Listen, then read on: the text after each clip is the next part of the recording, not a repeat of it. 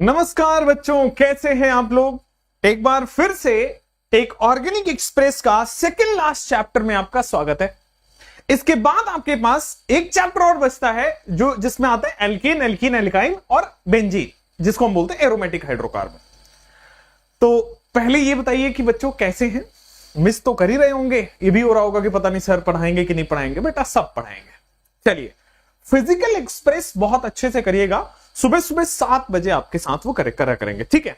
और यार मैं इस तरह का टीचर नहीं हूं जो मैं ऐसे स्लाइड पढ़ता जाऊं, है ना। देयरफॉर दिस इज बोरिंग, इसलिए नहीं आती लेक्चर्स।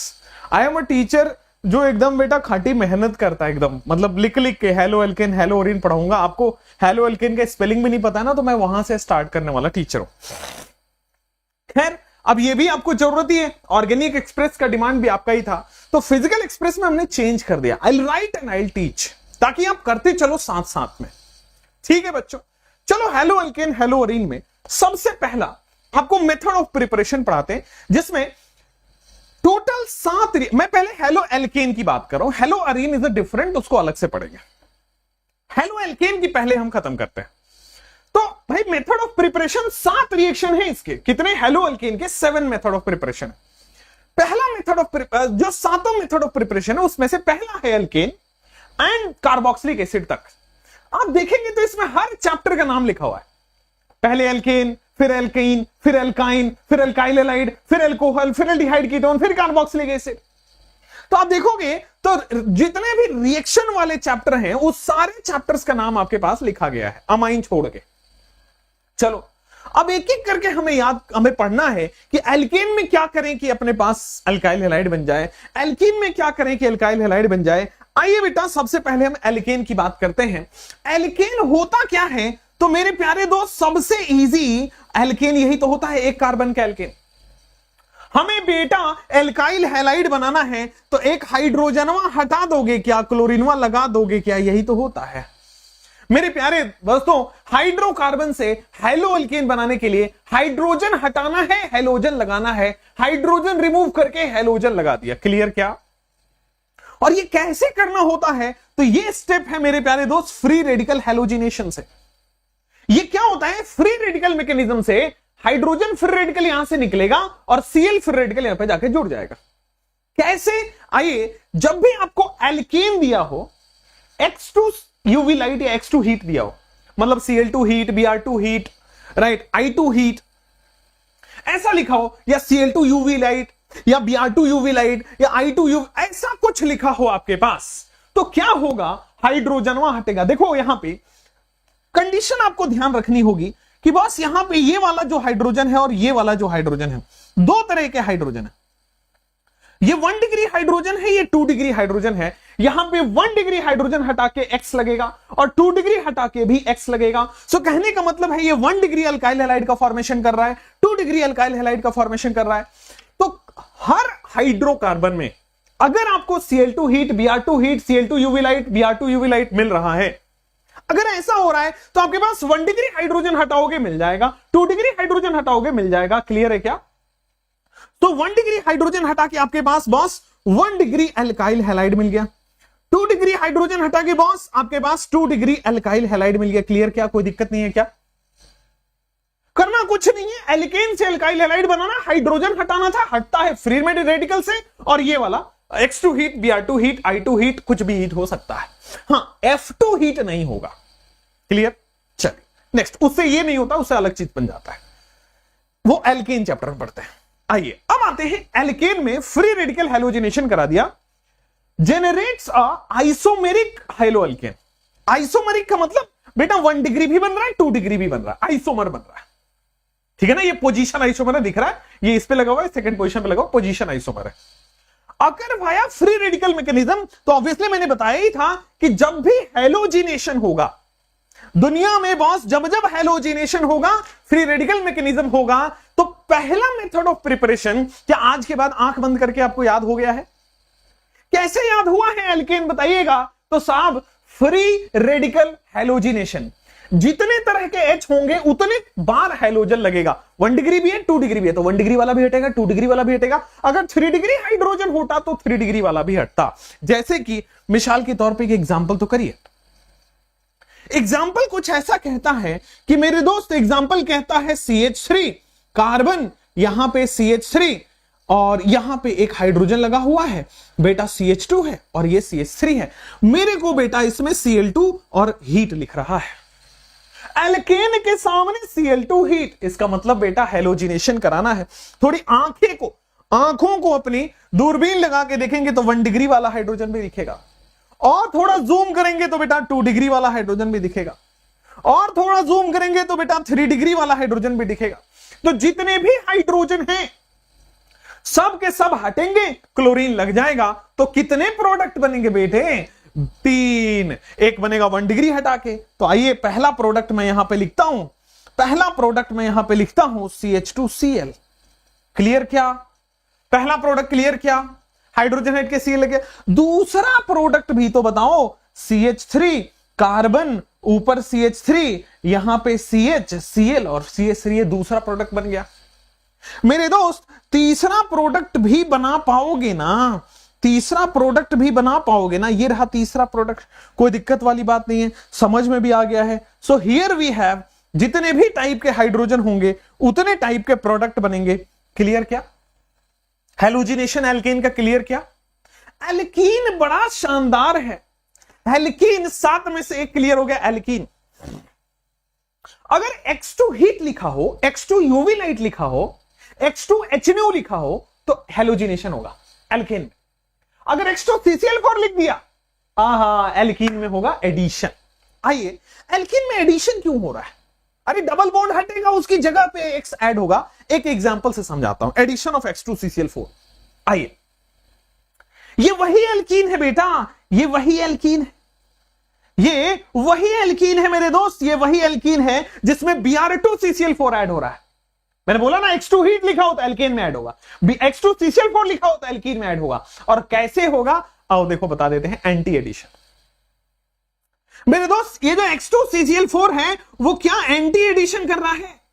ये जो X2 CCl4 है क्या ये एंटी एडिशन कर रहा है? क्या कोई प्रॉब्लम तो नहीं है ना? उल्टा उल्टा ऐड हो रहा है, ऊपर नीचे से ऐड हो रहा है। ये होता कैसे है ये जानना जरूरी है। सबसे पहले क्या हो रहा है, आइए सबसे पहले मेरे दोस्त, ये कार्बन यहां पे H2, यहां पे H2 और बेटा Br जाके जुड़ जाएगा। सबसे पहले हेलोनियम आयन, साइक्लिक हेलोनियम आयन बनता है। हुआ क्या? सबसे पहले साइक्लिक हेलोनियम आयन का फॉर्मेशन होता है। अब जो दूसरा Br है वो उल्टे साइड से आके अटैक होगा, देयरफॉर एंटी एडिशन। जो पहला Br है वो एक साइड से आके अटैक होगा, दूसरा Br है वो एंटी साइड से आके अटैक हुआ। बोलो क्लियर क्या? कोई दिक्कत नहीं है क्या? तो मेरे महाराज यहां के बाद एंटी एडिशन हो जाएगा। आइए मैं आपको बताऊं, इलेक्ट्रोफिलिक एडिशन है ये इलेक्ट्रोफिलिक एडिशन है। क्यों ऐसा इलेक्ट्रोफाइल क्यों बोला बेटा? यहां पे जो सेकंड स्टेप, पहले Br प्लस आ गया और फिर Br माइनस आएगा। देखो कैसे बेटा, Br2 में वैसे तो इलेक्ट्रोनेगेटिविटी डिफरेंस नहीं है, बट लंदन डिस्पोर्शन फोर्सेस की वजह से एक पे प्लस और एक पे माइनस आता है। वो कहते हैं ना इंस्टेंटेनियस डाइपोल, इंड्यूस्ड डाइपोल। तो भाई डाइपोल इंस्टेंटेनियस बन जाता है। सबसे पहले जो आया बेटा पॉजिटिव चार्ज जाके जुड़ता है, इलेक्ट्रोफाइल आके जुड़ता है। सो देयरफॉर पहले जो जुड़ता है उसी के नाम पे सब्स्टिट्यूट हो गया, इलेक्ट्रोफिलिक एडिशन रिएक्शन बोल दिया। ये वही है हेलोनियम आयन फॉर्मेशन, ये वही है साइक्लिक हेलोनियम आयन का फॉर्मेशन कर लेता है। एंटी एडिशन दोनों ऊपर से मतलब अपोजिट साइड से ऐड होगा। और विसिनल डाइहैलाइड बेटा पास में ही तो ऐड हो रहा है, ये विसिनल डाइहैलाइड का ही तो फॉर्मेशन हो रहा है। क्लियर है क्या? कोई दिक्कत नहीं है क्या? आगे बढ़ सकते हैं क्या बेटा? X2 CCl4 का हमने एडिशन करा दिया है। अब आते हैं एडिशन ऑफ HX। एल्कीन में 2 थे बेटे, एल्कीन में 2 थे, X2 CCl4 anti addition साइक्लोहेलोनियम ion हो गया आपके पास। अब आते हैं addition of HX। Symmetrical alkene है तो आपकी मर्जी, जहां हाइड्रोजन जोड़ो जहां X जोड़ो। भाई अगर सिमेट्रिकल एल्कीन है तो आपकी मर्जी, जहां हाइड्रोजन जोड़ो जहां Br जोड़ो। लेकिन अगर अनसिमेट्रिकल होता तो कहानी चेंज हो जाती है, मार्कोनिकॉफ रूल। अनसिमेट्रिकल होता है तो मार्कोनिकॉफ रूल। सिमेट्रिकल में हर बच्चा कर जाएगा, लेकिन अनसिमेट्रिकल में मार्कोनिकॉफ कहता है कि नेगेटिव पार्ट वहां जुड़ेगा जहां हाइड्रोजन कम हो। नेगेटिव पार्ट क्या है बेटा? Br minus. ये वहां जुड़ेगा जहां हाइड्रोजन कम हो। ये लो मेजर प्रोडक्ट। मार्कोनिकोव कहता है नेगेटिव पार्ट वहां जुड़ेगा जहां हाइड्रोजन कम हो, बनेगा ये भी बट माइनर, इसको कोई पूछता नहीं है, बनेगा ये मेजर प्रोडक्ट। तो हमने अभी तक दो बातें सीखी है, कि अगर आपको एल्कीन में H2CCl4 लिखा हो तो चुपचाप जहां जहां डबल बॉन्ड है ऊपर नीचे से XX लगा दो, ठीक है। अगर HX एडिशन कह रहा है तो सिमेट्रिकल होगा तो आपकी मर्जी है, जहां H लगाना चाहो जहां X लगाना चाहो। अनसिमेट्रिकल के केस में नेगेटिव चार्ज वहां लगेगा जहां हाइड्रोजन कम हो, जैसे ये अनसिमेट्रिकल है तो नेगेटिव चार्ज वहां लगाओ जहां हाइड्रोजन कम हो। इन दोनों में हाइड्रोजन कम कहां है? लेफ्ट वाले में, बीच वाले में, लगा दिया मेजर प्रोडक्ट। अगर HX का एडिशन नॉर्मल केस में करा रहा है, जैसे सिंपल HBr एडिशन कर दिया, कोई दिक्कत नहीं है। अगर HX का एडिशन पेरोक्साइड के प्रेजेंस में कर रहे हैं तो उसको बोलते हैं खराश इफेक्ट।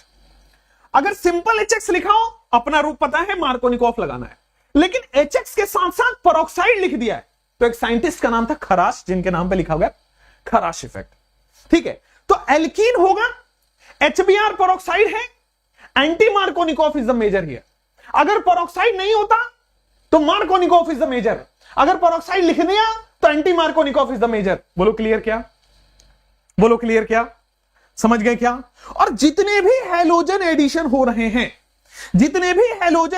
हैं, वो फ्री रेडिकल मैकेनिज्म से होते हैं। तो बड़ा क्लियर कट बात समझ में आई कि जितने भी हैलोजन एडिशन हो रहे हैं they all are occurring via free radical mechanism. मुझे लगता है यहां तक कोई दिक्कत वाली बात नहीं है। तो खराश effect, peroxide effect, anti Markovnikov, यहां तक क्लियर हुआ क्या? तो एल्केन आपको पता है X2 heat, X2H X2 UV light, ठीक है ना। हर तरह के 1 डिग्री 2 डिग्री 3 डिग्री सारे आइसोमर प्रोडक्ट देता है। एल्कीन में दो हैं, X2CCl4 एंटी एडिशन। X2CCl4 ये इसका सिंपल है बॉस, एंटी एडिशन करना है, X2CCl4 एंटी एडिशन। अच्छा HHCCl4, ये एल्कीन जो है HHCCl4 कैसे होगा? अरे बड़ा सिंपल है, HHCCl4 M के रूल।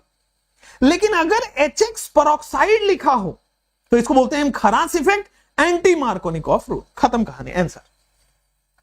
अच्छा एल्काइन में एडिशन ऑफ H2CCl4 कैसे होगा? एल्काइन में एडिशन ऑफ HHCCl4 कैसे होगा? आओ, तो एल्काइन में सेम होगा। इस बार एक डबल बॉन्ड तोड़ के लगा रहे थे, इस बार 2 डबल बॉन्ड तोड़ के लगाएंगे, बाकी सब सेम। इस बार एक डबल बॉन्ड टूट रहा था, इस बार 2 डबल बॉन्ड टूटेगा, बाकी सब सेम। आइए देख लेते हैं, क्या आपको X2CCl4 दिखा? एल्काइन के साथ साथ X2CCl4 दिख गया तो क्या होता है? Anti addition. इस बार एक नहीं 2 बार होगा। तो पहली बार में क्या होगा? CH3 carbon double bond CH2। मेरे प्यारे दोस्तों यहां पे Cl लगा दो। ये पहली बार हुआ है ऐसा कि एक डबल बॉन्ड टूटा है, फिर से एक बार और टूटेगा। तो मेरे महाराज अगर आप फिर से एक बार तोड़ना चाहते हो तो तोड़ लो मेरे दोस्तों, एक बार यहां लग जाएगा। क्लियर है क्या? कोई दिक्कत वाली बात नहीं है क्या? आगे बढ़ जाएं क्या? तो एल्कीन में भी X2CCl4, एल्काइन में भी X2CCl4, हर बार एंटी एडिशन होगा। बोलो क्लियर क्या? बोलो क्लियर क्या? समझ गया क्या? X2CCl4 is anti addition. अब आते हैं एडिशन ऑफ HX। मैंने बोला अगर एडिशन ऑफ HX नॉर्मल लिखा है, मार्कोनिकोव रूल, हां यहां पे एल्काइन है तो सेम होगा ना। आइए ट्रिपल बॉन्ड है, HCl एक्सेस दिया है, देखो इन दोनों में Cl माइनस कहां जाएगा? जहां हाइड्रोजन कम हो, बीच में। Cl माइनस कहां जाएगा? जहां हाइड्रोजन कम हो, बीच में। मेरे प्यारे दोस्त इस बार एक बार नहीं 2 बार जाएगा, क्योंकि 2 डबल बॉन्ड तोड़ना है। क्लियर है क्या? बोलो बेटा एकदम सही है क्या? तो एडिशन ऑफ HX इस बार एक बार नहीं 2 बार हुआ। अगर यहां पे डबल बॉन्ड होता तो एक Cl लग जाता, काम खत्म हो जाता। यहां पे ट्रिपल बॉन्ड है तो 2 बार Cl लगेगा। बोलो बेटा क्लियर हो गया? मार्कोनिकोव रूल, बहुत बढ़िया। अब खराश इफेक्ट जो है, इंस्टाग्राम खुल गया आपके लिए। चलिए, तो खराश इफेक्ट जो है आपके पास केवल एल्कीन में लगता है। क्लियर है बच्चों? ठीक है, अब आइए, तो एल्केन भी आपका क्लियर हुआ, एल्कीन भी क्लियर हुआ, एल्काइन भी क्लियर हो गया, सब सिमिलर चल रहे थे। एल्काइल हैलाइड में ये दोनों हम टी विथ वीटी में कर चुके हैं, फिंकल स्टीन और स्वार्ट्ज रिएक्शन। ये दोनों हम टी विथ वीटी में कर चुके हैं, फिंकलस्टीन और स्वार्ट्ज रिएक्शन।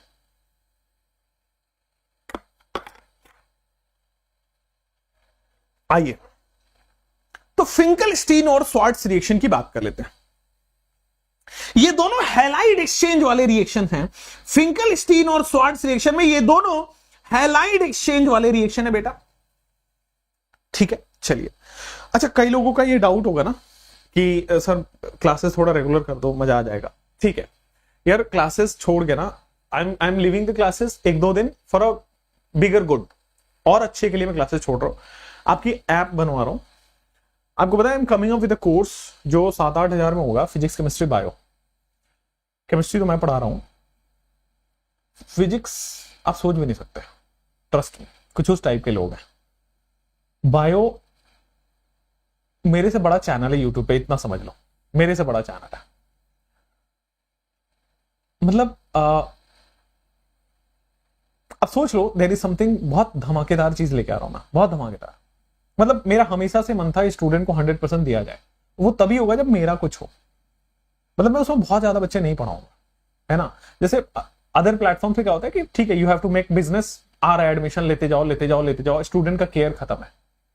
मुझे पता है कि मैं इस साल अगर रिजल्ट बना के दे दूं आपका, तो आपसे मैं अगले साल मैं 50 लाख रुपए फी भी मांगूंगा तो दे दोगे, क्योंकि आपको पता है इनके यहां जाने से रिजल्ट हो जाता है। हम वो जेन्युइन, ऑथेंटिक और जीरो क्वालिटी कॉम्प्रोमाइज के साथ काम कर रहे हैं, ठीक है ना। एक मिशन है कि यार बच्चों के साथ दगाबाजी ना हो, कि बच्चों को बोला कुछ और जाए, मिलता कुछ और है। बच्चों को बोला जाता है लाइव क्लासेस होगी, दे दिया जाता है रिकॉर्डेड। देखें आपने, बहुत सारी जगह देखे आपने। 100% डाउट असिस्टेंस पे काम किया जाए। मतलब मेरा ये है कि आपसे मैं अगर 7-8 हजार रुपए ले रहा हूं, जो कि बहुत एफोर्डेबल है, आई थिंक कोई भी दे देगा। 7-8 हजार रुपए पेरेंट्स को बोलो यार, साल भर के लिए पूरा कोर्स है, पीसीबी है, डाउट है, स्टडी मटेरियल भी लोग दे दे रहे हैं पीडीएफ फॉर्म में, और अगर स्टडी मटेरियल प्रिंटेड चाहिए तो 10,000 दे दो। मेरा बड़ा सिंपल कॉन्सेप्ट है, जो कॉस्ट आ रहा है वो दे दो। हमें भी कुछ लेना पड़ेगा, क्योंकि हम जब खाएंगे नहीं, एनर्जी नहीं आएगी तो पढ़ाएंगे कैसे, ठीक है। तो हम वहां से कमाएंगे, ठीक है। इतना कमाएंगे कि भाई हमारा घर बार चल जाए, हम आपको लूट नहीं रहे। हाँ, ये प्रॉमिस आपको होगा कि हम आपको बेस्ट रिजल्ट देंगे 2023 वाला, बेस्ट। अभी भी आप देखो 2022 में जो रिजल्ट अपना आएगा वो इनकॉम्पेरेबल है बाकियों से, कहीं नहीं है बाकियों के पास, ठीक है ना। बाकी सब बस कॉपी पेस्ट इधर उधर चल रहा है। आप देखोगे मैं जो चीज कर रहा हूं ना, राइट इन 24 आवर के अंदर अंदर कॉपी हो जा रहा है। और बड़े बड़े नाम है मेरे से, बहुत पहले से लोग पढ़ा रहे हैं, and they are doing that. अब मैं बोलूंगा तो ये लोग कहेंगे लड़कियों के बारे में बोलते हैं, लड़कों के बारे में बोलते हैं, मेरे को इन्होंने ये कह दिया वो कह। अरे बॉस, मतलब मेरा ये है कि मेरी मेहनत तो बस क्रेडिट दे दो यार, मैंने कौन सा पैसे मांगे, करने दो। मैं प्लानर दूंगा, उधर भी प्लानर आ जाएगा। मैं डाउट दूंगा, उधर भी डाउट आ जाएगा। मैं मेंटरशिप दूंगा, उधर भी मेंटरशिप आ जाएगा। मैं थक गया यार। मैं कहा कि चलो ठीक है, अब आपको ऐसे ही जीना है तो जियो। लेकिन मैं तो ये कहता हूं ना, करना है तो काम इस पे करो कि कंटेंट जीरो कॉम्प्रोमाइज के साथ कैसे जाए। करना है कॉपी तो आओ करते हैं कि मैंने कितने डाउट सॉल्व कर दिए दिन में, आप करके दिखाओ। करना है कॉपी तो आओ इस बात पे करते हैं कि मैंने इतना रिजल्ट प्रोड्यूस कर दिया। करना है कॉपी तो आओ इस बात पे करते हैं कि मैंने इतने एवरेज बच्चों का रिजल्ट सिलेक्शन करा दिया। अब मैं बता रहा हूं, रिजल्ट सिलेक्शन जब मैं बोलता हूं ना, आप देख लेना, एक भी बच्चे नहीं होते इनके, ये सब कहीं कहीं से उठा ले आते हैं, उस कोचिंग से, उस कोचिंग से, इस कोचिंग से, इस कोचिंग से, बस ठीक है, और गावा देते हैं। अपना वो काम नहीं है। करेंगे जेन्युइन, करेंगे ऑथेंटिक, एकदम ठोक के बोले, बच्चा चिल्ला के बोले, राइट। चलो, तो अगर लेक्चर्स नहीं आते तो थोड़ा सा घबराया मत करिए। I am there for you, I am working for you only. चलिए, अल्काइल हैलाइड में फिंकलस्टीन और स्वार्ट्ज रिएक्शन की बात करते हैं। Halide exchange reaction, Finkelstein reaction क्या होता है? हमेशा एल्काइल आयोडाइड बनाता है, हमेशा एल्काइल आयोडाइड बनाएगा। कोई भी अल्काइल हैलाइड हो उससे अल्काइल आयोडाइड बना देगा। देखो, आपको NaI एसीटोन देना पड़ेगा। किसी भी एल्काइल हैलाइड में NaI एसीटोन दो, आपके पास एल्काइल आयोडाइड बना देगा। किसी भी एल्काइल हैलाइड में आपको NaI एसीटोन बनाना पड़ेगा, आपके पास एल्काइल आयोडाइड बन जाएगा। ठीक है, तो alkyl halide NaI acetone, it gives alkyl iodide. ठीक है, सो फिंकलस्टीन रिएक्शन एल्काइल आयोडाइड बना के देगा। NaI acetone is Finkelstein. आपके पास RCl हो, RBr हो, हमेशा RI देगा, ये बात क्लियर है। फिंकलस्टीन रिएक्शन क्लियर हो गई। अब आइए, उसी तरह आते हैं हम स्वार्ट्ज रिएक्शन अल्काइल फ्लोराइड पे। उसी तरह हम आते हैं स्वार्ट्ज रिएक्शन अल्काइल फ्लोराइड पे। कोई भी अल्काइल हैलाइड हो, आप इससे अल्काइल फ्लोराइड बना सकते हो। तो कभी भी आपको अल्काइल आयोडाइड बनाना पड़े तो भाई आप ये लगा लो Finkelstein reaction, NaI acetone. Alkyl fluoride बनाना पड़े तो देखो HgF2, AgF, SbF3, COF2, इन चारों में से कोई भी फ्लोरीन वाला कंपाउंड मिल जाए तो RCl हो, RBr होगा, सीधा RF बन जाएगा। तो ये सीधा हैलोजन एक्सचेंज, इसीलिए बोलते हैं हैलाइड एक्सचेंज रिएक्शन है। ClBr को हटा के F लगा देगा, इसमें ClBr को हटा के I लगा देगा। समझ रहे हो ना? इसमें फिंकलस्टीन में फिंकलस्टीन इज NaI एसीटोन। मैंने इसको आइंस्टीन की गर्लफ्रेंड नहीं आई करके याद कराया है। उसी तरह स्वार्ट्ज रिएक्शन को भी मैंने याद करा दिया कि बेटा हमेशा फ्लोराइड बनेगा। तो AgF, Hg2F2, COF2, SbF3, कोई भी फ्लोरीन जो फ्लोरिनेटिंग एजेंट है यहां पे जाके जोड़ दो।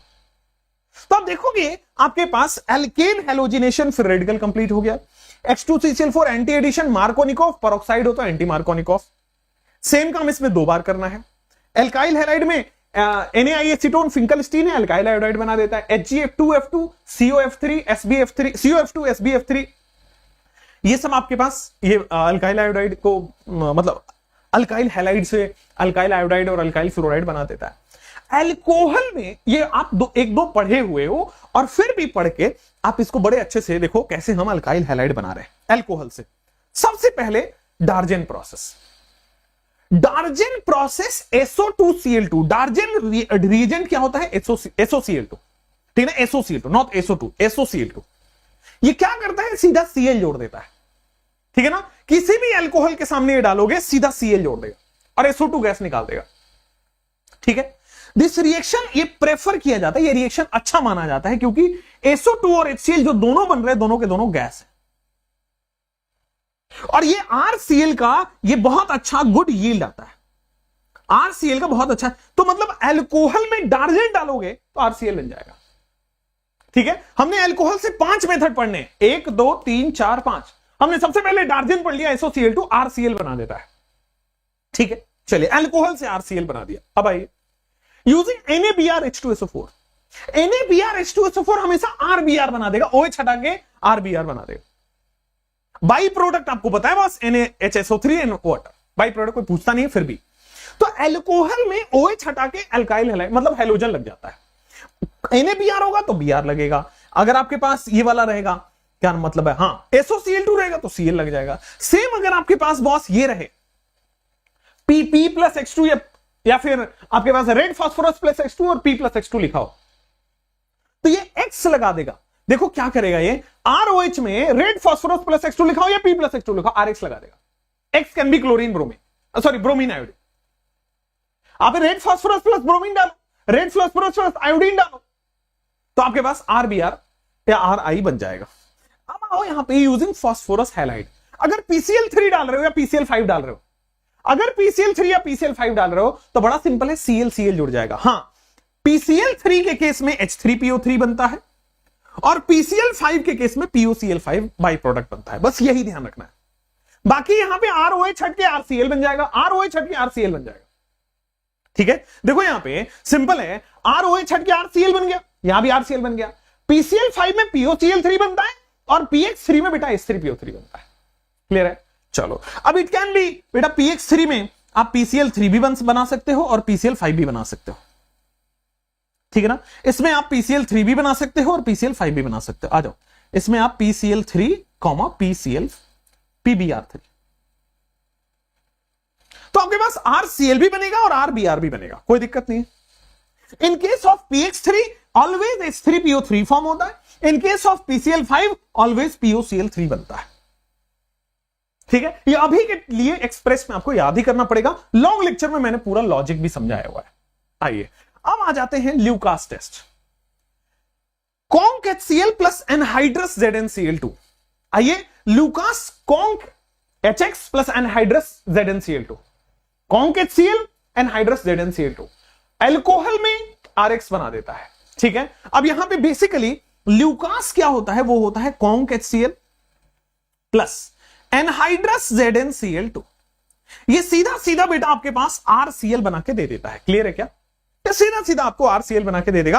आओ यहां पे तो देखो क्या करेगा। अच्छा इसको ये भी पता है आपको कि इसमें कार्बोकेटाइन इंटरमीडिएट बनता है, 3 डिग्री से 2 डिग्री से 1 डिग्री, 3 डिग्री वाला इमीडिएट प्रोडक्ट दे देता है, 2 डिग्री वाला 5 मिनट में देगा, 1 डिग्री वाला 30 मिनट में देगा। ये आपको कहानी सुनाई हुई है।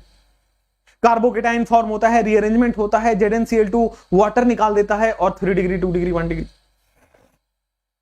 ठीक है, तो अल्कोहल में आपके पास इतने सारे तरीके हैं जिससे कि आप बना सकते हो क्या, अल्कोहल में इतने सारे तरीके हैं जिससे कि आप बना सकते हो अपने अल्काइल हैलाइड। ठीक है, तो देखो क्या क्या था अल्कोहल में। ल्यूकास RCl बना देगा, उसमें ल्यूकास में जो ZnCl2 है वो वाटर एब्जॉर्ब कर लेता है।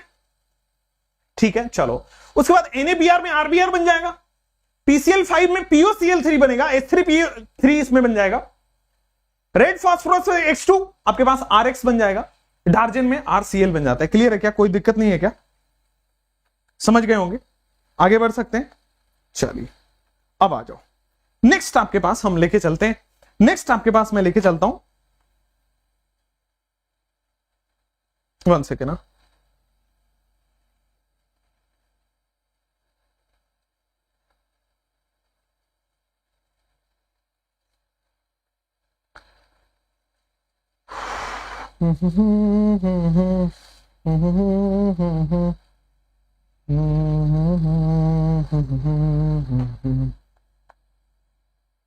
चलो तो यहां पे आ गया मेथड ऑफ प्रिपरेशन।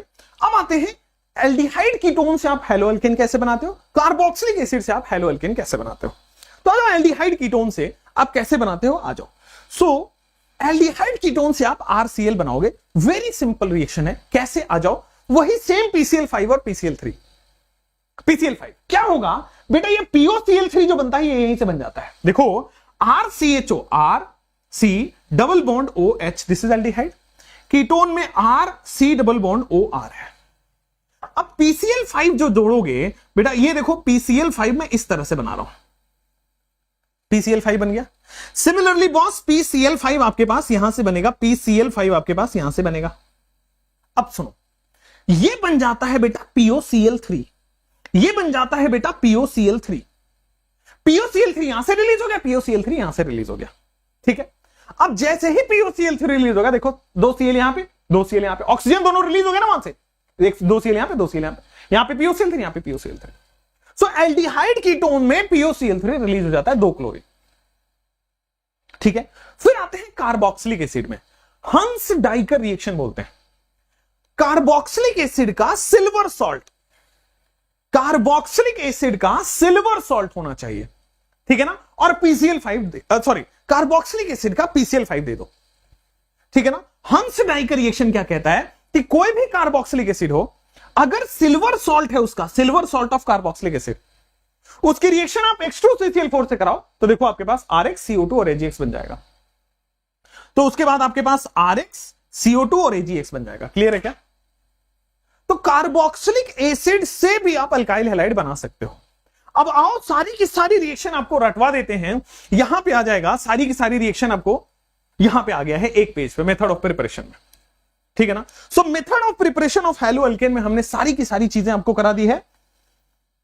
यहां पे आइए, एल्केन में free radical halogenation, H2CCl4 H2CCl4 anti addition है। ये HCCl4 क्या करता है बेटा, मार्कोनिकॉफ रूल। लेकिन अगर ये पेरोक्साइड के प्रेजेंस में हो तो एंटी मार्कोनिकॉफ रूल। यहां सेम काम 2 बार करना है। एल्काइल हैलाइड में देखो NAI एसीटोन है, स्वार्ट्ज रिएक्शन है आपके पास Hg2F2 या COF2 या SbF3, वो RF बना देता है। NAI एसीटोन ये हमेशा RI बनाएगा। एल्कोहल में देखो ल्यूकास वही होता है, RCl बना देगा। ZnCl2 वाटर एब्जॉर्ब करता है, 3 डिग्री 2 डिग्री 1 डिग्री। NaBr में RBr बन जाएगा। PCl3 में H3PO3 बन जाता है, PCl5 में POCl3 बन जाता है। रेड फास्फोरस X2 में RX बन जाता है। डार्जन में RCl बन जाता है। हंस डाइकर में कार्बोक्सिलिक एसिड का सॉल्ट, कार्बोक्सिलिक एसिड का सॉल्ट है और वो sodium sorry silver salt, H2CCl4 दोगे RX बन जाएगा, CO2 अलग निकल जाएगा, AgX निकल जाएगा। क्लियर है क्या? RX निकल जाएगा, CO2 निकल जाएगा और AgX निकल जाएगा। मुझे लगता है ऑल क्लियर हो गया, कोई दिक्कत वाली बात नहीं है। ठीक है ना, मुझे लगता है ऑल क्लियर है, कोई दिक्कत वाली बात नहीं है। अब आ जाओ यहां पे, now we have method of preparation complete. अब आते हैं केमिकल रिएक्शन जिसमें आपको पढ़ना है SN1SN2 E1E2।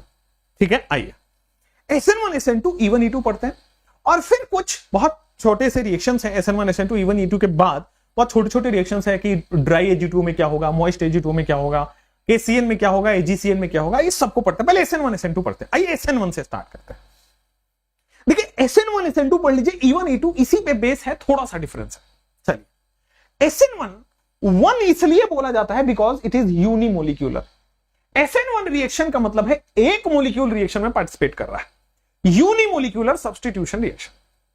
ठीक है, S का मतलब है सब्स्टिट्यूशन, N का मतलब है न्यूक्लियोफिलिक और ये है यूनिमोलिक्यूलर। तो यूनिमोलिक्यूलर सब्स्टिट्यूशन वो भी न्यूक्लियोफिलिक, या फिर इसको कंप्लीट बोले यूनिमोलिक्यूलर न्यूक्लियोफिलिक सब्स्टिट्यूशन। ठीक है, केवल एक मोलिक्यूल इसमें इन्वॉल्व होगा। सेकेंड स्टेप, कौन सा मोलिक्यूल इन्वॉल्व होता है? तो ये देखो अल्काइल हैलाइड इन्वॉल्व होता है। केवल रेट किस पे डिपेंड कर रहा है? केवल एक मोलिक्यूल पे, दैट इज अल्काइल हैलाइड, क्योंकि अल्काइल हैलाइड की रिएक्शन है। अब आते हैं तीसरी चीज कि rate depends on alkyl halide और इंडिपेंडेंट होता है न्यूक्लियोफाइल पे या नेचर ऑफ न्यूक्लियोफाइल या कंसंट्रेशन ऑफ न्यूक्लियोफाइल पे।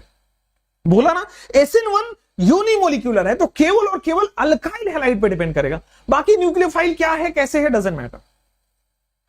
ठीक है, आइए अब ये 2 स्टेप का प्रोसेस होता है। SN1 2 स्टेप का प्रोसेस होता है। होता क्या है, सबसे पहले अल्काइल हैलाइड कार्बोकेटाइन बनेगा। अब एक बार कार्बोकेटाइन बनेगा फिर न्यूक्लियोफाइल अटैक करता है। रिएक्शन में एक है सबस्ट्रेट एक है रिएजेंट, तभी तो रिएक्शन होता है। तो सबस्ट्रेट है अल्काइल हैलाइड, रिएजेंट है यहां पे आपके पास न्यूक्लियोफाइल, ऐसा समझ के चलिए। तो देखिए न्यूक्लियोफाइल अल्काइल हैलाइड पर न्यूक्लियोफाइल अटैक करता है, लेकिन SN1 में सब 2 स्टेप का प्रोसेस है। SN1 में अल्काइल हैलाइड पहले आराम से कार्बोकेटाइन बनेगा। एक बार कार्बोकेटाइन बन गया तो कार्बोकेटाइन होता है प्लेनर। इस कार्बोकेटाइन पर अटैक होगा तो अब प्लेन है तो इधर से भी अटैक हो सकता है, इधर से भी अटैक हो सकता है। तो देखिए it is a 2 step process, पहले कार्बोकेटाइन बनेगा फिर न्यूक्लियोफाइल अटैक होगा। Clear? First of all carbocation will be form, then nucleophile attack will take place. आ जाओ, स्टीरियोकेमिस्ट्री देख लो तो भाई ऊपर से भी अटैक होगा, नीचे से भी अटैक होगा, फ्रंट भी होगा, बैक भी होगा।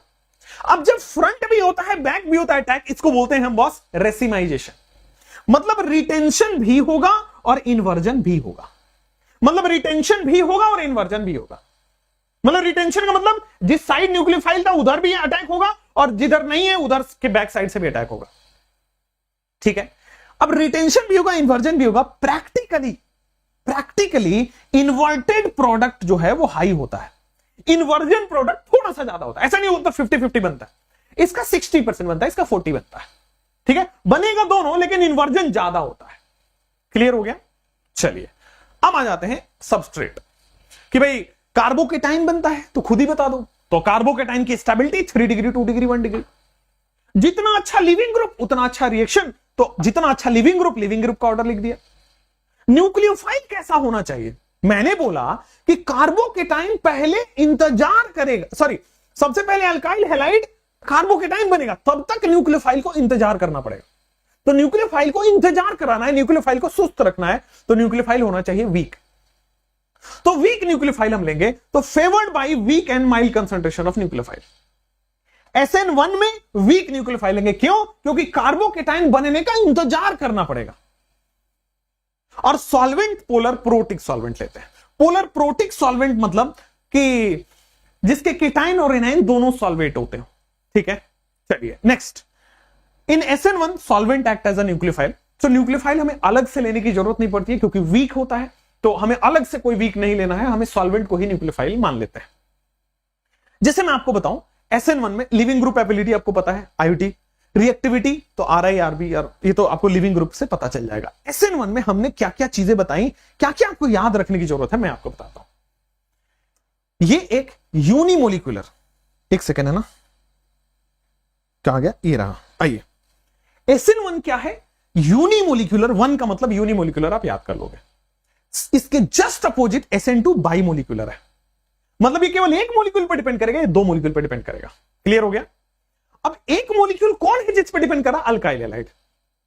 और ये अल्काइल हैलाइड के साथ साथ न्यूक्लियोफाइल पर भी डिपेंड करेगा। क्लियर? क्या 2 मॉलिक्यूल पर डिपेंड कर रहा है। तो यहां पे लिखा हुआ है कि जो rate depends on alkyl halide only, यहां पे लिखा गया है कि rate depend on both nucleophile and alkyl halide. Clear हो गया? यूनिमोलिकुलर बाइमोलिकुलर से यहां तक ये स्लाइड क्लियर हुआ। SN1 SN2 में डिफरेंस भी क्लियर हो गया। अब आते हैं, ये 2 स्टेप प्रोसेस है, ये 1 स्टेप प्रोसेस है। SN1 है फिर भी 2 स्टेप प्रोसेस है, SN2 है फिर भी 1 स्टेप प्रोसेस है, उल्टा है प्रोसेस में। यहां पे पहले कार्बोकेटाइन बनेगा, फिर आराम से न्यूक्लियोफाइल का अटैक होता है। तो न्यूक्लियोफाइल बहुत धीमा, बहुत सुस्त, बहुत कमजोर चाहिए। लेकिन यहां पे क्या होता है, यह 1 स्टेप प्रोसेस है। न्यूक्लियोफाइल इतना स्ट्रांग लिया जाता है कि फटाक से अटैक कर देगा, ये कार्बोकेटाइन बनने का इंतजार नहीं करेगा। सो SN1 में 2 स्टेप है, इसमें 1 स्टेप है। यहां कार्बोकेटाइन बनने का इंतजार कर रहे हैं, यहां पे इंतजार नहीं है। तो यहां पे वीक न्यूक्लियोफाइल है, यहां पे स्ट्रांग न्यूक्लियोफाइल है। ये इंतजार करेगा, कमजोर है, ये इंतजार नहीं करेगा, स्ट्रांग है। ठीक है, चलिए अब आइए, नो कार्बोकेटाइन इंटरमीडिएट, सो यहां पे रीअरेंजमेंट नहीं होगा। बट यहां तो कार्बोकेटाइन बन रहा है, इसलिए SN1 में रीअरेंजमेंट होगा।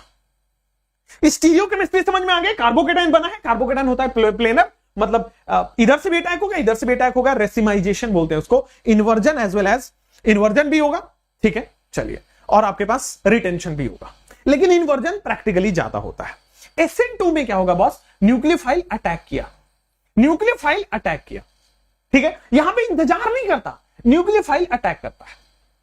ठीक है, nucleophile attack from back side, जिधर हैलोजन है उधर अटैक नहीं करता, ये पिछले दरवाजे से अटैक करता है। ठीक है ना, अपोजिट साइड से अटैक करता है, और इसीलिए इसको इन्वर्टेड प्रोडक्ट इसमें बनता है SN2 में। इसमें दोनों बनता है, inversion as well as retention, यहां पे इन्वर्जन होता है SN2 में। डिफरेंस क्लियर हो रहा है? ये यूनिमोलिकुलर, बाइमोलिकुलर, एक मोलिक्यूल, 2 मोलिक्यूल, केवल alkyl halide, alkyl halide nucleophile, 2 step reaction, 1 step reaction, weak nucleophile, strong nucleophile, ये retention as well as inversion, ये ओनली इन्वर्जन। इस तरह से आपको टिप्स पे होना चाहिए। चलिए अब आते हैं वहीं पे कि बॉस यहां पे रिटेंशन प्लस इन्वर्जन हो रहा है, ये केवल और केवल इन्वर्जन हो रहा है। रिएक्टिविटी आपको पता है, कार्बोकेटाइन बनेगा 3 to 1 और इसी का उल्टा हो जाएगा 1 to 3। दोनों में लिविंग ग्रुप अच्छा होना चाहिए। अल्काइल हैलाइड हटेगा तभी तो रिएक्शन होगा, तो मतलब हैलोजन हटना चाहिए, तो जल्दी से कौन हटेगा? आयोडीन, फिर एंड सो ऑन। यहां पे जो न्यूक्लियोफाइल है वो वीक और माइल्ड न्यूक्लियोफाइल है, बट यहां पे नहीं, ये strong nucleophile, strong and high concentration of nucleophile. ठीक है, तो ये कार्बोकेटाइन की तरह ट्रीट करना है। इसका जो ट्रांजिशन स्टेट होता है उसमें एनायनिक प्रॉपर्टी होती है, तो कार्बन आयन की तरह ट्रीट करना है। इसमें कार्बोकेटाइन की तरह ट्रीट करना है, यहां पे कोई इंटरमीडिएट बनता नहीं है, बट क्वेश्चन सॉल्व करने के लिए एनायन की तरह ट्रीट करके चलना है। तो ये 3 to 1 है, एनायन है, इसलिए 1 to 3 हो गया। सॉल्वेंट यहां पे पोलर प्रोटिक लेंगे, सॉल्वेंट यहां पे पोलर ए प्रोटिक लेंगे। पोलर ए प्रोटिक का आपके एग्जांपल हो गया DMSO, DMF, DMA, HMPA। ठीक है ना, dimethyl sulphoxide, dimethyl formamide, dimethyl HMPA मतलब हेक्सामिथाइल फॉस्फोरामाइड। ठीक है, उसके बाद लिविंग ग्रुप की टेंडेंसी पता है, और अल्काइल, दोनों में लिविंग ग्रुप की टेंडेंसी और अल्काइल हैलाइड की रिएक्टिविटी सेम होती है। डिफरेंस जो है मैंने बता दिया, यूनिमोलिकुलर, बाइमोलिकुलर, नंबर ऑफ स्टेप्स, ये केवल अल्काइल हैलाइड पे डिपेंड करता है। Alkyl halide nucleophile, week nucleophile, strong nucleophile, 3 to 1, 1 to 3, polar protic, polar A protic. ठीक है, आइए SN1 SN2 आपका मैंने एक जगह यहां पे करा भी दिया। ठीक है ना, चलिए, तो SN1 SN2 आपका एक जगह हो गया। नाउ E1, SN1 का भाई है E1। आइए E1 पूरा डिटेल से अच्छा है कि हम टेबल में कर लें। E1 पूरा डिटेल से अच्छा है हम टेबल में करें। कहां गया? टेबल में करते हैं। आओ आओ आओ आओ। E1, तो E1 रिएक्शन जो है आपके पास, सबसे पहले देखिएगा कि E1 एक एलिमिनेशन रिएक्शन है, बिल्कुल क्लियर है यार, ये तो E1 एलिमिनेशन रिएक्शन है। E1 में यूनिमोलिकुलर है, ये बाइमोलिकुलर है। E1 इज यूनिमोलिकुलर और E2 इज बाइमोलिकुलर, मतलब ये केवल अल्काइल हैलाइड पे डिपेंड करेगा, ये alkyl halide as well as nucleophile पे अटैक करेगा। तो देखोगे इट डिपेंड्स ऑन, ये देखिए केवल और केवल अल्काइल हैलाइड पे डिपेंड कर रहा है, ये केवल और केवल बेटा। चलिए मैं पहले डिटेल कराता हूं, फिर नहीं तो आपको उड़ जाएगा। डिटेल बना के लेके आए हैं तो डिटेल ही कराया जाए। चलिए, ये है बेटा यूनिमोलिकुलर, E1 है यूनिमोलिकुलर, SN1 का भाई। होता क्या है, सबसे पहले इसमें भी कार्बोकेटाइन बनेगा, कार्बोकेटाइन बनेगा तो रीअरेंजमेंट की संभावना है, और लास्ट में एल्कीन बनता है। SN1 में क्या हो रहा था, कार्बोकेटाइन बन रहा था और फिर OH माइनस न्यूक्लियोफाइल ऐड हो रहा था, OH minus, SH minus, NU minus, कोई भी माइनस चार्ज जाकर अटैक हो जा रहा था SN1 में। यहां पे कार्बोकेटाइन बनेगा और बगल वाले कार्बन से एल्कीन बना लेगा। कार्बोकेटाइन बनेगा, रीअरेंज होगा, एल्कीन बनेगा। SN1 में क्या था, कार्बोकेटाइन बनेगा, रीअरेंज होगा और न्यूक्लियोफाइल अटैक कर देगा। चलिए दूसरा चीज, ये 2 स्टेप का प्रोसेस है, वो भी 2 स्टेप का प्रोसेस था। चलिए यहां पे कार्बोकेटाइन बन रहा है, वहां भी कार्बोकेटाइन बन रहा था। नेक्स्ट आइएगा, तो boss rate of the reaction केवल अल्काइल हैलाइड पे डिपेंड कर रहा था, वो भी केवल अल्काइल हैलाइड पे डिपेंड कर रहा था। स्टेबिलिटी ऑफ द कार्बोकेटाइन से रेट देखेंगे, वहां भी स्टेबिलिटी ऑफ द कार्बोकेटाइन से रेट देखेंगे। तो SN1 E1 सेम है, बस सेकंड स्टेप डिफरेंस होता है कि वहां पे न्यूक्लियोफाइल अटैक होता है, यहां पे अल्कीन बन जाता है। और ऑर्डर क्या है आपके पास? Order is 1। ऑर्डर क्या आपके पास? Order is 1। तो rate of the reaction depends only on the concentration of alkyl halide, ठीक है, क्योंकि यूनिमोलिकुलर है। और आपके पास पता है 3 डिग्री 2 डिग्री 1 डिग्री कार्बोकेटाइन, कोई प्रॉब्लम नहीं है। नेक्स्ट एल्काइल हैलाइड आपको पता है RI RBr RCl। Alkyl halide की रिएक्टिविटी जो SN1 SN2 E1 E2 सब में सेम होती है। SN1 E1 में तो आपको पता है अल्काइल हैलाइड 3 to 1। और बेस की बात करें तो यार यहां पे क्या है ना, स्ट्रॉन्ग नहीं वीक लेना पड़ता है, स्ट्रॉन्ग नहीं वीक लेना पड़ता है, या मॉडरेट बेस वीक जो SN1 में लेते हैं सॉल्वेंट की तरह होना चाहिए। अब सॉल्वेंट क्या है? पोलर प्रोटिक, कार्बोकेटाइन बन रहा है polar protic. Leaving group IBr Cl and F। Regioselectivity मतलब ये स्टीरियोकेमिस्ट्री क्या होगा? कार्बोकेटाइन बन रहा है ना बॉस, तो कार्बोकेटाइन बन रहा है तो फाइनली बनना क्या है? एल्कीन। सेट-जेफ रूल मतलब एस्टेबल एल्कीन आपको बनाना है। एस्टेबल एल्कीन कैसे देखना है? मोर अल्फा H, जिसमें ज्यादा अल्फा H है वो स्टेबल एल्कीन है। सो alkyl halide base solvent leaving group, और यहां पे देखोगे तो स्टेबल एल्कीन बनेगा सेट-जेफ रूल से, मोर अल्फा H। नेक्स्ट जैसे ये देखो OH है, कॉन्केस्ट आपने ला, सबसे पहले क्या बनेगा? कार्बोकेटाइन। कार्बोकेटाइन रीअरेंज होगा तो कार्बोकेटाइन रीअरेंज होकर यहां जा सकता है और फिर एल्कीन बना दिया। तो जो सेट-जेफ होगा जिसमें अल्फा H ज्यादा होंगे वही मेजर प्रोडक्ट है। तो आप कार्बोकेटाइन बनाओ, रीअरेंज कराओ, मेजर प्रोडक्ट बनाओ, that will be the major product, मतलब जिसमें ज्यादा अल्फा H है।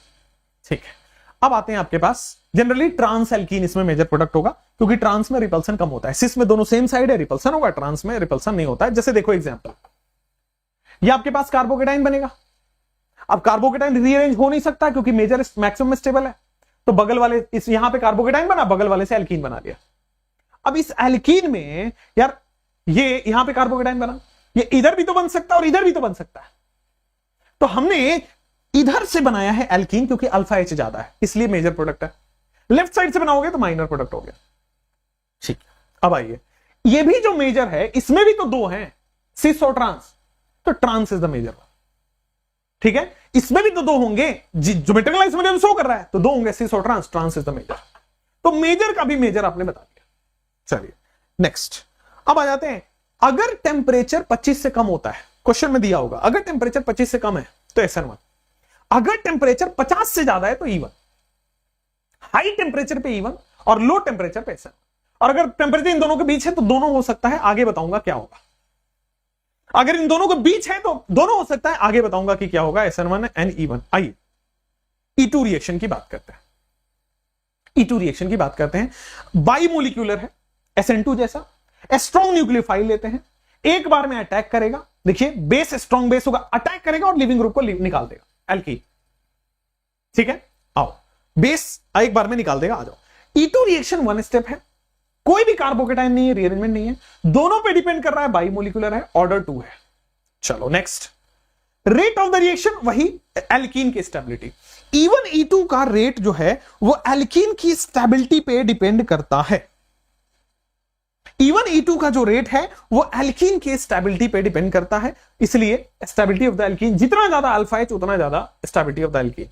अल्काइल हैलाइड 3 to 1, ठीक है, अल्काइल हैलाइड 3 to 1, पता है क्यों? जितना ज्यादा क्राउडेड होगा उतना ही, तो SN2 और E2 में यही डिफरेंस है, ठीक है ना। SN1 E1 E2 सब में 3 to 1 होता है, केवल SN2 है जिसमें 1 डिग्री 2 डिग्री 3 डिग्री होता है। क्लियर? क्यों इसमें आया 3 to 1? SN2 जैसा क्यों नहीं हुआ? क्योंकि एल्कीन बनना है, जितना क्राउडेड होगा उतना ही अल्फा H होगा, उतना ही स्टेबल एल्कीन होगा। चलो उसके बाद हाई कंसंट्रेशन या स्ट्रॉन्ग न्यूक्लियोफाइल लेना पड़ेगा।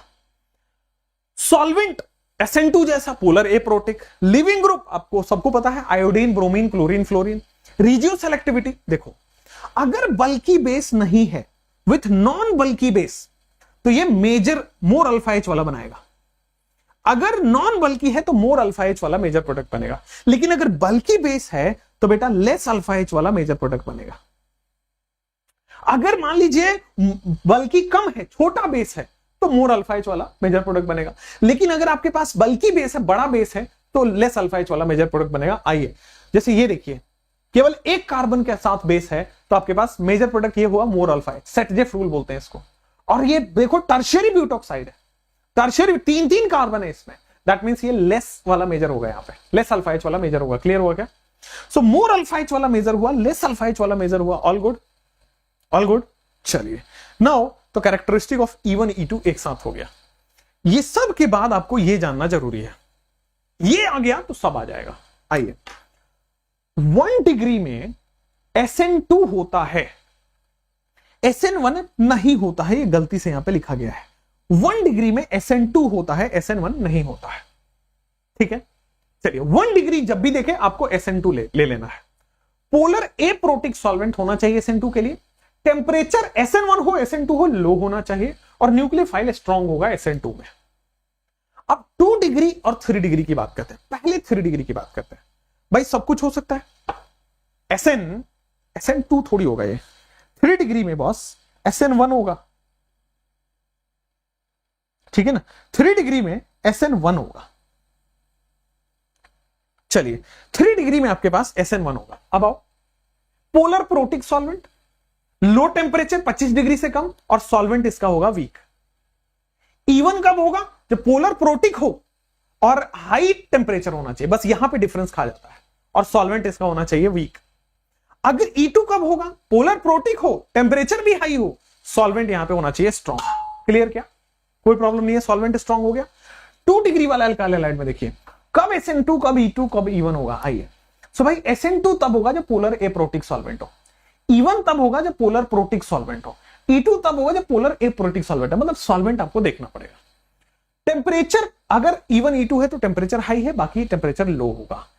SN1 में, SN2 में स्ट्रॉन्ग, बाकी में वीक, और यहां भी स्ट्रॉन्ग होता है। ये हम सब बता चुके हैं, बस एक टेबुलर फॉर्म में बना दिया है। ठीक है, तो comparison of SN1 SN2 E1 E2 हो गया। Now we have chemical reaction.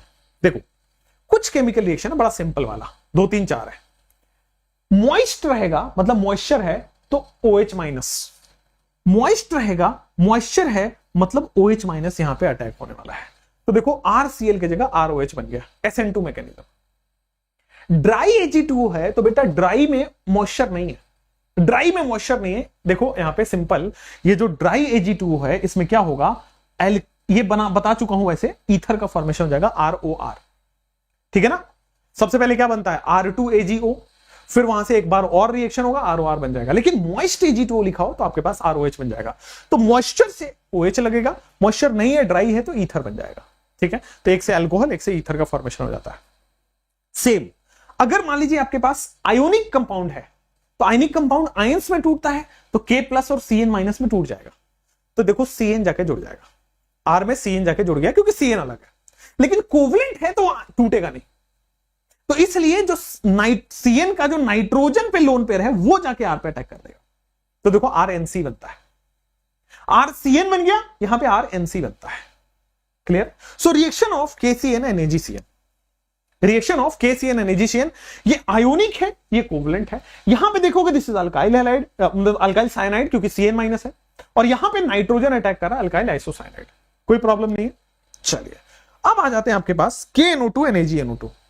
Again KNO2 आपके पास क्या है, आयोनिक है, तो KNO2 K+ and NO2 minus ऐसे निकलता है, तो ये माइनस चार्ज है, NO2 माइनस माइनस चार्ज है, तो ये R पे जाके जुड़ जाता है। उसी तरह ये टूटता नहीं है तो नाइट्रोजन का लोन पेयर अटैक करेगा, तो जो टूट जाएगा वो माइनस चार्ज जाके जोड़ देगा, जो नहीं टूटेगा उसका लोन पेयर अटैक होता है। जो टूट जाएगा माइनस चार्ज जाके जुड़ जाता है। Cn माइनस में कार्बन पे माइनस होता है, by the way Cn minus में कार्बन पे माइनस चार्ज होता है, आपको पता होना चाहिए। ठीक है, तो कार्बन जाके जुड़ गया, इसमें टूटता नहीं है तो लोन पेयर जाके जुड़ गया, जहां पे माइनस चार्ज है वो जाके जुड़ गया, वरना नहीं टूटा तो लोन पेयर जाके जुड़ गया। ठीक है, चलिए वुर्ज रिएक्शन, मतलब ये सबको पता होता है। वुर्ज रिएक्शन 3 रिएक्शन है, वुर्ज, फ्रैंकलैंड और कोरेहाउस। आइए, वैसे हम एल्केन में पढ़ेंगे इसको। Alkyl halide, sodium dry ether. ठीक है, 2 मोल आपको अल्काइल हैलाइड लेना पड़ेगा, सोडियम ड्राई ईथर लेना पड़ेगा। फ्री रेडिकल बनता है R यहां से, और यहां से R' फ्री रेडिकल बनता है। यहां पे R फिर रेडिकल, R डैश फिर रेडिकल, दोनों फिर रेडिकल जब जुड़ जाते हैं तो ये एल्केन बन गया।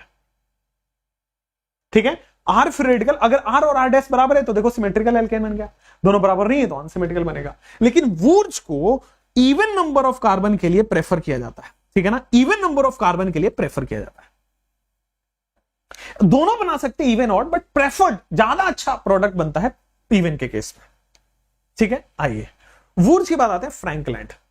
फ्रैंकलैंड रिएजेंट याद करना होगा R2ZN, और ये चूंकि एक आपके पास ऑर्गेनोमेटलिक कंपाउंड है हमेशा R माइनस देगा, तो R डैश है तो R डैश माइनस देगा, तो देखिए R डैश बन गया, R डैश बन गया। Symmetrical as well as unsymmetrical दोनों होगा, symmetrical as well as unsymmetrical दोनों होगा। क्लियर है क्या? यहां पे देखोगे this is RX and this is R minus, ये दोनों जोड़ दोगे ड्राई SN2 मैकेनिज्म से होता है। ठीक है, ये जो आपका हुआ है ये भी आपके पास ड्राई ईथर के प्रेजेंस में होता है। क्लियर है, this is SN2 mechanism Frankland, मतलब symmetrical as well as unsymmetrical दोनों बनता है। कोरे हाउस में R2CuLi again R minus, R2CuLi again R minus release होता है, तो R माइनस जो है वो R डैश से जाके जुड़ गया, एल्केन बन गया। अगेन सिमेट्रिकल अनसिमेट्रिकल दोनों के लिए है, बट अनसिमेट्रिकल के लिए इसको प्रेफर किया जाता है, अनसिमेट्रिकल के लिए इसको प्रेफर किया जाता है। कोरे हाउस हो गया आपके पास, and therefore there we go chemical properties of haloalkanes. तो इसमें SN1 SN2 E1 E2 ये वाला जो पार्ट मैंने अभी आपको पढ़ाया, ठीक है, एंड जो मेथड ऑफ प्रिपरेशन मैंने पढ़ाया बस वही होता है। This is haloalkane. ठीक है, एक छोटा सा वीडियो जाएगा हैलो अरीन के लिए, ठीक है, तो हैलो अरीन भी आपको मैं पढ़ा दूंगा। चलिए थैंक यू, इस वीडियो में भी इतना ही रखते हैं। एक चैप्टर और है फिर हम फिजिकल एक्सप्रेस पे ध्यान देंगे। चलिए thank you, all the best.